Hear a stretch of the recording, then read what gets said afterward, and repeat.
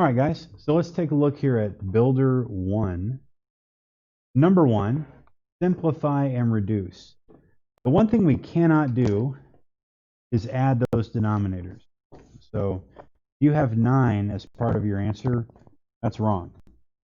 And as we do this, if you either didn't get to the problem or you got it wrong, just mark it wrong. What I'm going to do is give you back half credit. Okay? And please don't cheat. Just if you got it wrong or you didn't get it, just mark it wrong. I'll give you back half credit. Kind of like we're doing an instantaneous test correction. All right? So 2/3 plus 2/3 plus 2/3. What is the answer? 6/3. Does that reduce? Okay, we divide both top and bottom by the greatest common factor of the numerator and denominator, which in this case would be 3. And cancel, cancel. What's left behind? 2/1. And that just reduces down to 2. I would like you to put things in boxes or circles, some way to indicate that that's the answer. Yes, sir.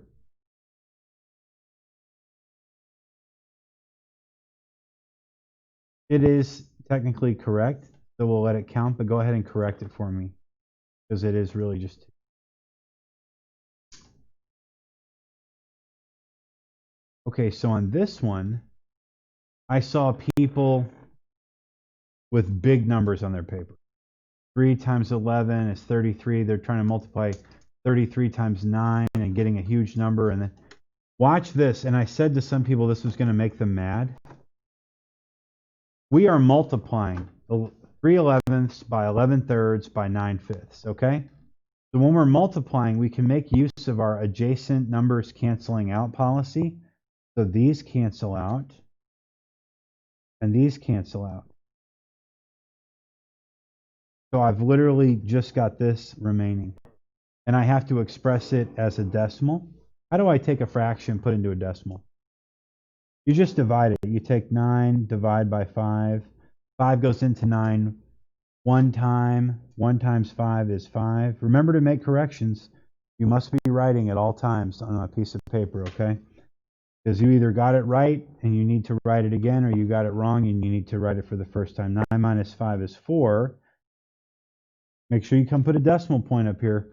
Invent a 0 and bring it down. Now you ask yourself, what times 5 is 40? Or how many times does 5 go into 40? 8. Okay, 8 times 5 is 40. There's no remainder, so the answer is 1.8.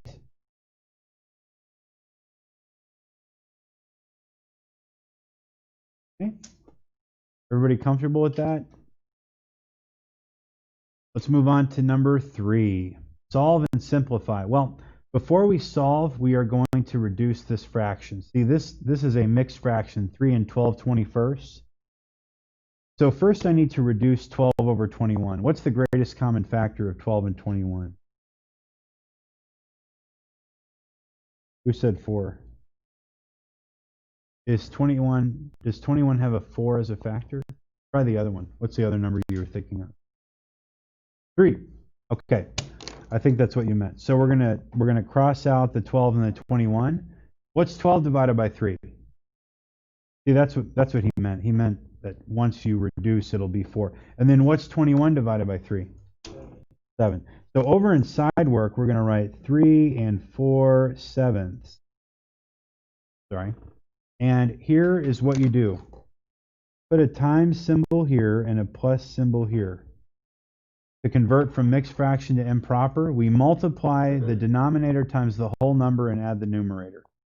So 3 times 7, 21 plus 4 is 25/7.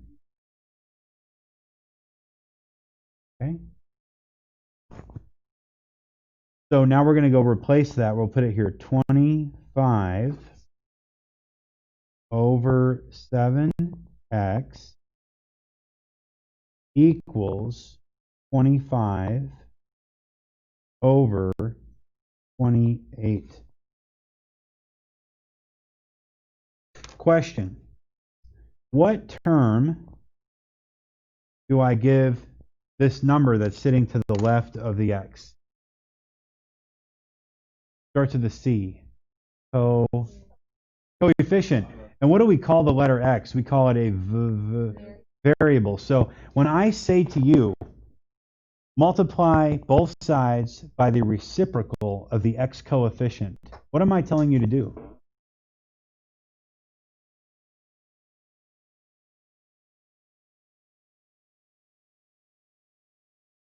So I'm asking you to, first of all, what is the reciprocal of the x coefficient? 7 over 25. So if I say multiply both sides by the reciprocal of the x coefficient, you tell me to do what? Thank you, Tabitha. Multiply both sides by 7 over 25. Now, we're not going to have to do any work. In algebra, we like to be lazy, okay? We don't like to multiply, add, subtract, or divide. So we're going to cancel out these 25s and cancel out these 7s.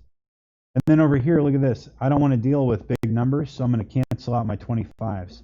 Now, Reggie, I just have x equal to 7 over 28. Now, Brody, 7 and 28 have something in common. They're both divisible by one number. What is the biggest number that's to be divided out of 7 and 28?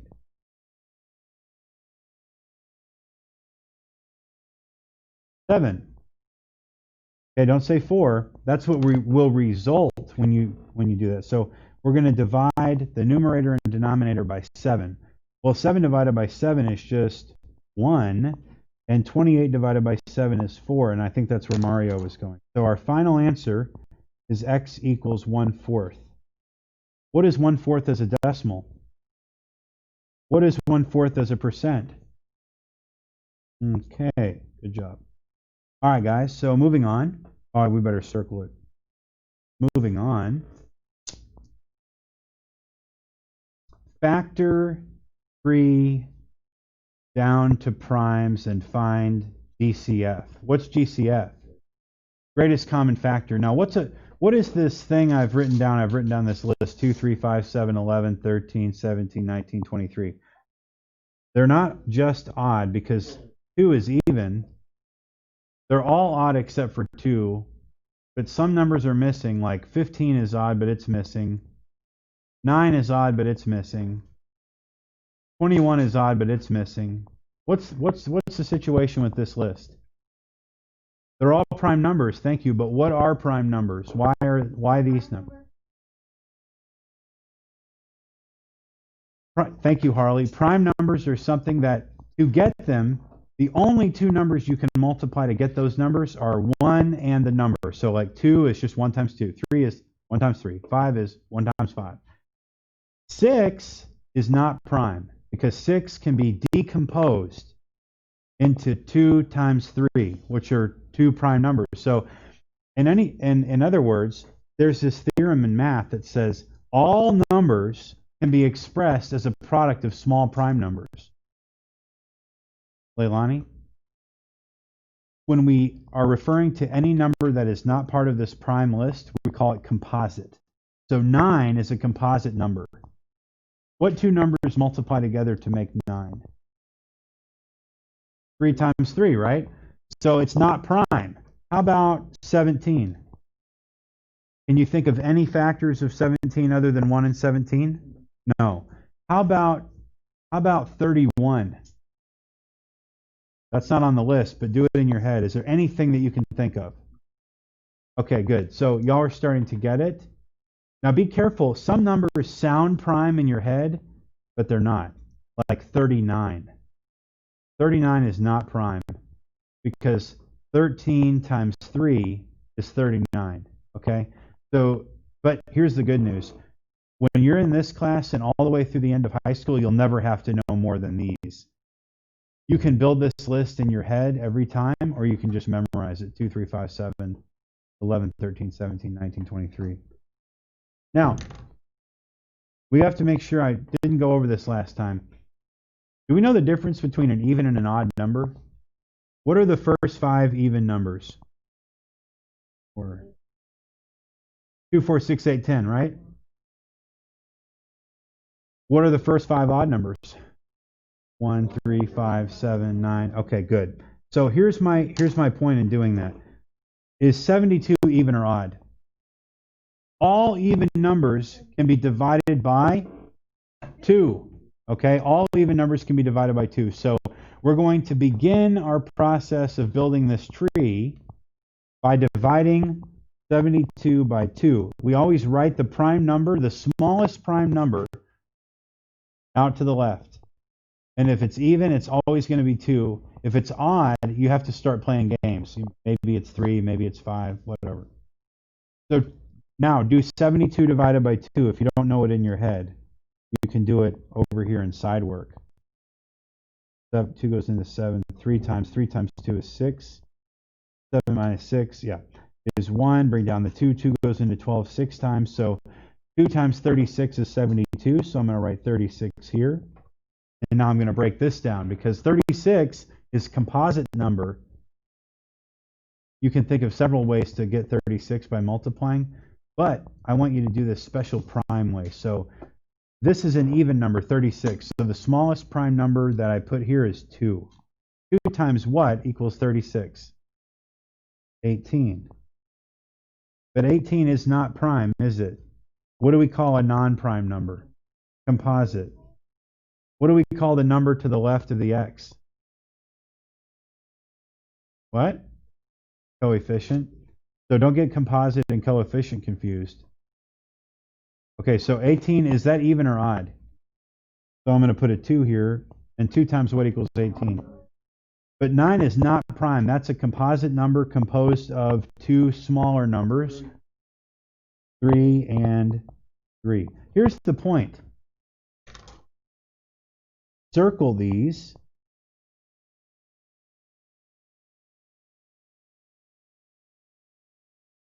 And if you spin your paper upside down, it should look like a tree where all the little apples or leaves or fruit on the tree are prime numbers, okay? So the root of the tree is the 72, and then all of the leaves are prime. This is called a factor tree. Now watch this, pretty cool. So what we're going to do now is we're going to write these down. We're going to write 2 times 2 times 2 times 3 times 3. So do you see what I've done here? We've decomposed 72, which is a big composite number, down into only prime numbers, proving the rule that any big composite number can be decomposed into prime. So 2 times 2 is 4. 4 times 2 is 8. 8 times 3 is 24. 24 times 3 is 72. 72. Okay, so it works. Now, how many 2's are there? So I'm going to write this as 2 to the third power. Okay? 2 to the 1 times 2 to the 1 times 2 to the 1 is 2 to the 1 plus 1, which is 2 to the third. And how many 3's are there? So I'm going to write 3 to the second power. 3 to the 1 times 3 to the 1 is 3 to the 1 plus 1, or 3 to the 2 power. So both of these, whether you're constituent primes or these exponentiated forms, will multiply to be 72. Okay, we're going to use this in a second. That's what we were trying to generate, is this list of little numbers. Okay, now let's break down 99. Good, but 9 and 11 are not both prime numbers. 11's prime, but I need a smaller prime number to start with. So you can do something called computing the digital sum. Leilani, the digital sum is the sum of the two numbers that make up the number. So what's 9 plus 9? Emma, is 18 divisible by 3? Yes. So therefore 99 is divisible by 3. If you add up the constituent numbers of any number, and if that sum of the digital sum of 9 plus 9 is 18, if that's divisible by 3, then the original number is divisible by 3. So we know this is divisible by 3. 3 times what equals 99? 33. Well, 33 is not prime. The digital sum of 33 is 6. 6 is divisible by 3, so I know I can divide 33 by 3. What's my other factor of 33? 11. Are those all primes? So this is like a little shrub. It's not really a tree. This was easier. Okay? So down here, we're going to write 3 times 3 times 11. Well, 3 times 3 is 9. 9 times 11 is 99. That is my original number. Okay? How many 3's are there? So I can write this as 3 squared, or 3 to the second power, times 11 equals 99. And now to find the greatest common factor, this is how easy it is. Just go through this list and say, okay, here is a 3, and I've got a 3 over here. Here's another 3, and I've got another 3 over here. There's no more terms in common in both lists, so you just multiply 3 times 3. What's 3 times 3? Okay, so the greatest common factor of 72 and 99 is 3 times 3, which is 9, also known as 3 squared. Okay, so this is the answer.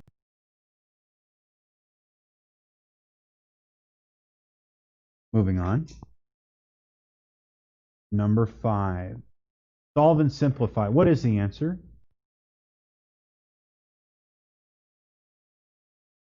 Before you simplify it, what's the answer? 1/6 plus blank 6 equals 5/6. 4/6, right? Because 1 plus 4 is 5. So we just write in here, just scribble out that x and just put a 4 over a 6. Now just reduce the red number I wrote. 4 over 6 reduces down to 2/3. And that's what we call an easy problem. Would that take 5 seconds?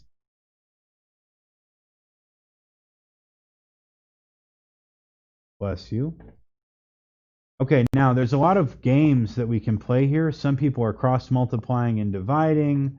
Some people are they're doing a lot of hard work. Just think about this. Look at the 3 and look at the 12. 3 times what equals 12? Times 4, right? So if you do 8 divided by 4, you'll get back to its original number. 2. So the answer is 2/3. Don't overthink it. Don't overthink it. 2 times 4 is 8. That's all it is. Moving on. So both 5 and 6 were 2/3. That's crazy. Okay, now 7, we better read the directions. Write as a reduced fraction, and we're given 12%. Hint.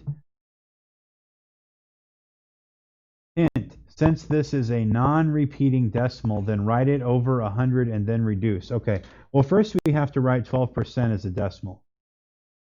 How do I do it? Right, you take the decimal point, move it to the left 2 places, and now it lives here. Well, that's 12 hundredths, all right? So we write 12 over, in the words of my man CJ, 100. Okay, 12 hundredths. Now, can we reduce 12 hundredths? Just cut it in half. Cut the top in half, cut the bottom in half. Like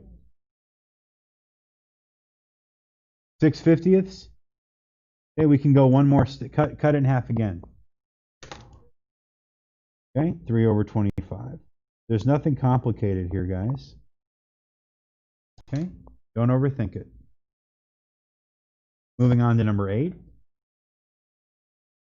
Solve. Okay, now there's a hint. The teacher wrote a hint. We better read it. Convert repeating decimal to fraction by putting 3 over 9 in reduced fraction. Okay, well, 0.3 repeating, whenever you see a repeating decimal, instead of writing it over 100 or over 10 or over 1,000, you write it over 9, 99, 999. So we're going to just take 3 over 9 because it's in the 10th place. You just put the 1 9. Now reduce 3 over 9. Yeah, it's 1/3, right? Some of you knew that 0.3 repeating is 1/3. So now we're just going to write 1/3 x equals 1/9. And now everybody multiply by the reciprocal of the variable coefficient. What? Multiply both sides by the reciprocal of the coefficient of the variable. What am I supposed to do? Flip it. The reciprocal of the coefficient. So what is the coefficient of the variable here? 1/3. So what is the reciprocal of the coefficient of the variable? 3/1. We got to use our academic language, you know, so we sound smart. It's one thing to be smart, it's another thing to sound smart. Now cancel out everything else. And so x is all by itself over here. Remember, x is a sociopath that loves to be alone. Now we just figure 1 times 3 is 3. 9 times 1 is 9. Now I got 3/9 again. We already reduced that fraction. What's that? 1/3. So I'm going to write x equals 1/3, and I'm going to put a circle around it because I'm done.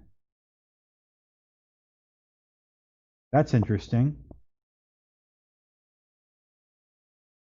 Oh dear. So if you were to put this in the calculator, it would be 0.72727272 forever, right? That's what the repeating nature of the decimal is. So this is 72 hundredths. Because it's repeating, we're going to put it over 99. Remember back up here, we put it over 100 because it was not a repeating decimal. Well, here we're going to put it over 99. So we're just going to write 72 over 99. Reduce the fraction. What's the digital sum of 7 and 2? What's 9? What's 7 plus 2? 9. So it's divisible by 3. It could be divisible by 9. Is 72 divisible by 9? Is 99 divisible by 9? So let's divide both top and bottom by 9. What's 72 divided by 9? What's 99 divided by 9? So the answer is 8/11. Well, that was easy.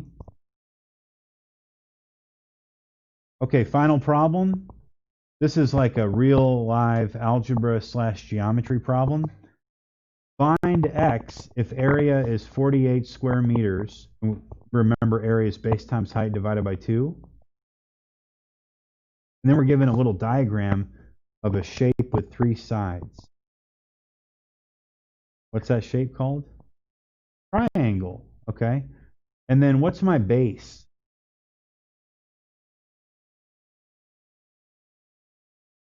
What's the height? Okay, now it's going to benefit us to kind of write it height times base because we want to set up this distributive property looking thing. So we're going to write 12 open parentheses x plus 6 close parentheses. And that's height times base. Well, it said base times height divided by 2. So remember, and this is really where everybody misses, they forget to put this, divide by 2. So that's height times base divided by 2 equals, what's the total area? 48. So we're just going to write 48. Now we're going to work smart here as algebra people, and we're not going to distribute the 12 and then solve and then divide by 2, and then we're just going to get rid of the 2. Okay, how am I going to get rid of the 2 on both sides? This. How do I get rid of this 2 in the denominator? So remember, this is 12x plus 6 over 2 is the same thing as 12x plus 6, the whole thing times 1/2. So just multiply both sides by the reciprocal of 1/2. 2/1. So multiply both sides by 2/1. Okay, just like that. Now the reason we did that is because these 2's will now cancel, making our life infinitely easier. We hate fractions. So now we can write 12 open parentheses x plus 6 close parentheses equals whatever 48 times 2 is.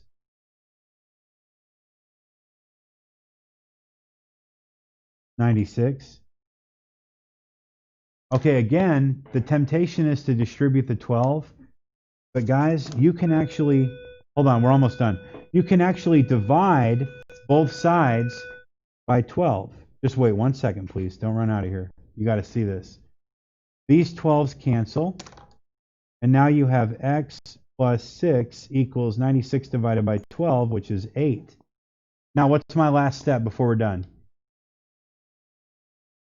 Subtract 6 from both sides, and x equals 2. All right, guys. Thank you so much, and have a great day. Bring me those packets.